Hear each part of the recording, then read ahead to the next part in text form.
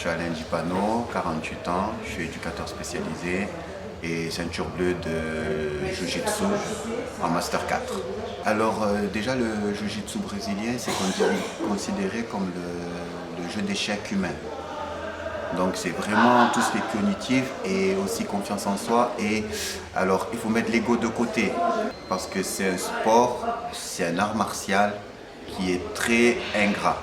Alors un jour on avance de 10 pas et le lendemain on recule de 20 pas. Et ce qui est très intéressant justement pour tout type de personnes, que ce soit dans le handicap ou non, c'est cette manière justement, c'est de ne pas lâcher prise. C'est pour ça qu'il faut mettre l'ego de côté.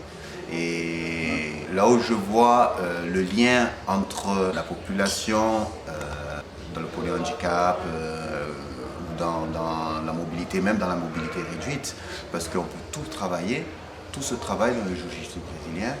Et ce qui est intéressant aussi, c'est que ça permet aux personnes de se sentir plus en adéquation avec certains objectifs, parce qu'il y en a beaucoup qui ont des objectifs.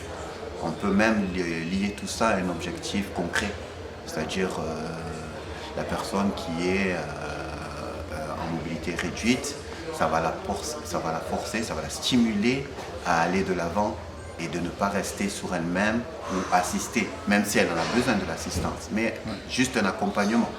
Et c'est le lien que j'ai trouvé par rapport au jiu-jitsu brésilien et tout ce qui est handicap, polyhandicap et accompagnement TSA ou avec des troubles, même des troubles liés à l'addiction.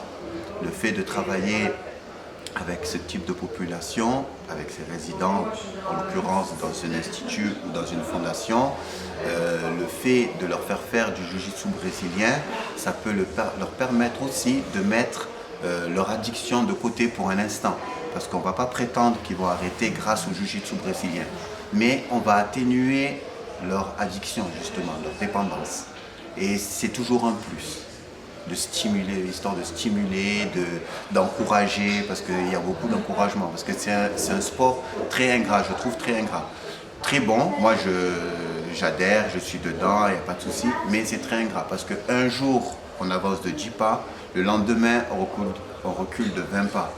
On peut tourner avec une ceinture, bon je suis ceinture bleue, donc je peux tourner avec une ceinture bleue, ceinture violette, on va se sentir bien, mais on peut se faire fracasser par une ceinture blanche. Rien n'est acquis dans le jiu-jitsu brésilien et on est toujours constamment en train de progresser, d'apprendre. Et c'est le lien avec le social, parce que c'est vraiment comme la vie.